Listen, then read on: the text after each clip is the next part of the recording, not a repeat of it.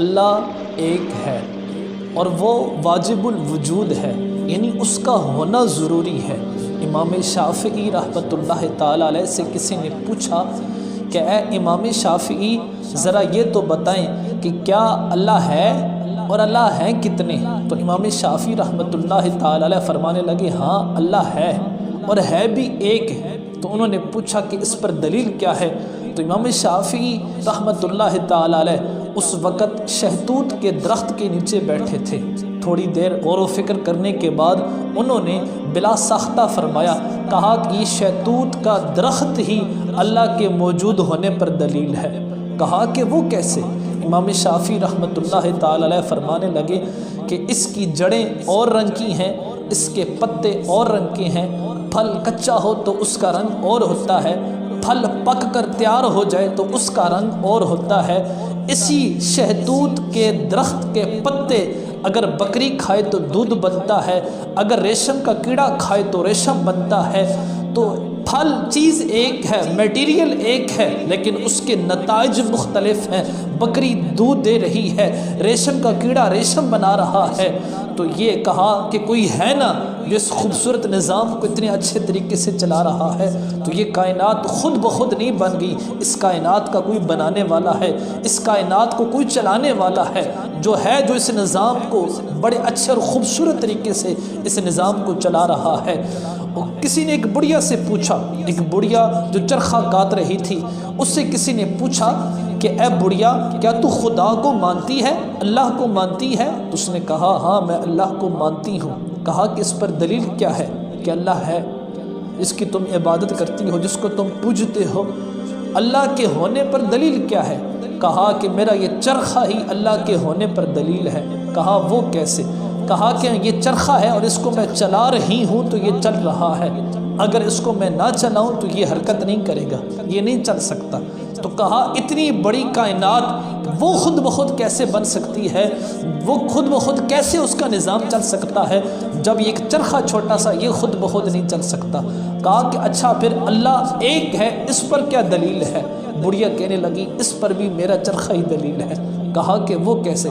کہا کہ میں ایک ہوں تو اس چرخے کو ایک سمت میں چلا رہی ہوں، اگر ہم دو خواتین ہوتی تو ایک کہتی میں ادھر سے چلاتی ہوں، ایک کہتی میں ادھر سے چلاتی ہوں، تو دونوں کی ضد میں یہ چرخہ ٹوٹ جاتا۔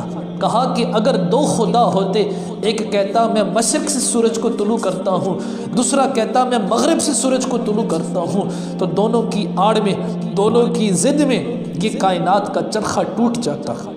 اللہ قرآن میں فرماتا ہے افلا ينظرون الى الابل کیف خلقت، تم اونٹ کی طرف کیوں نہیں دیکھتے کہ وہ کیسے تخلیق کیا گیا ہے؟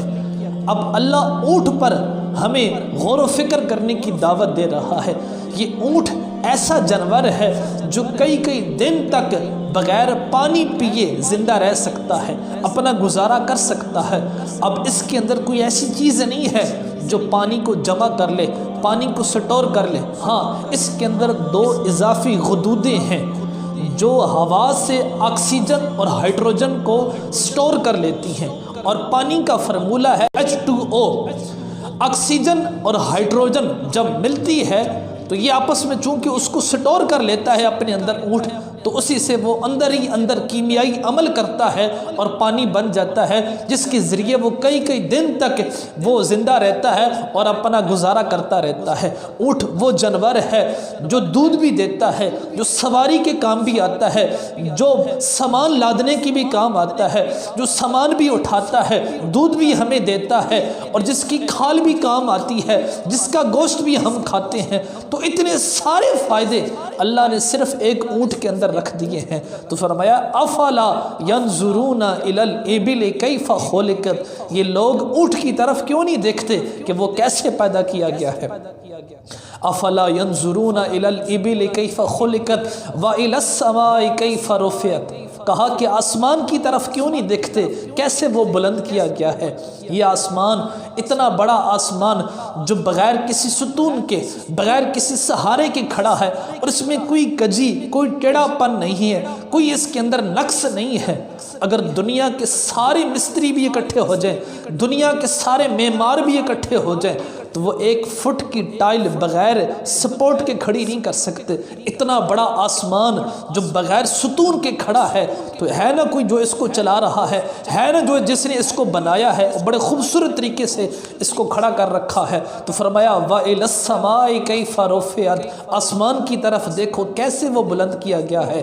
وَإِلَى الْجِبَالِ كَيْفَ نُصِبَتْ، پہاڑوں کی طرف کیوں نہیں دیکھتے کہ پہاڑ کیسے میخوں کی طرح اس زمین پر گاڑ دیے گئے ہیں۔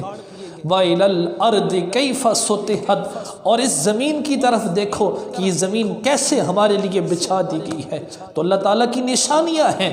کہا کہ اچھا اگر باہر غور نہیں کرتے تو اپنے اندر ہی جھانک کر دیکھ لو۔ وَفِي أَنفُسِكُمْ أَفَلَا تُبْصِرُونَ، کہا باہر نہیں دیکھتے، اگر تمہیں فرصت نہیں ہے باہر دیکھنے کی تو اپنے اندر ہی جھانک کر دیکھ لو۔ تمہارے اندر ہی، تمہاری ذات میں ہی اللہ تعالیٰ نے اتنی نشانیاں رکھ دی ہیں کہ تم اللہ کے ہونے کا انکار نہیں کر سکتے۔ یہ جو انسان ہے، انسان کے جو فنگر پرنٹ ہیں، انگوٹھے کا نشان ہے، یہ دنیا کے اندر کتنی آبادی ہے، کتنے انسان ہیں، لیکن کسی بھی شخص کے انگوٹھے کا نشان دوسرے شخص کے انگوٹھے کے نشان سے نہیں ملتا۔ ہر شخص کا فنگر پرنٹ الگ ہے، علیحدہ ہے، بلکہ ایک ہی شخص کے دونوں ہاتھوں کے جو فنگر پرنٹ ہیں وہ بھی جدا ہیں، وہ بھی الگ ہیں۔ بلکہ یہ جو منہ کے اندر ہماری تھوک بنتی ہے، لعاب بنتا ہے، یہ تھوک بھی اللہ کی بہت بڑی نعمت ہے۔ ہماری آنکھوں کی پلکیں جو بار بار بند ہوتی ہیں کھلتی ہیں، آنکھ کا بند ہونا اور کھلنا یہ بھی بہت بڑی نعمت ہے۔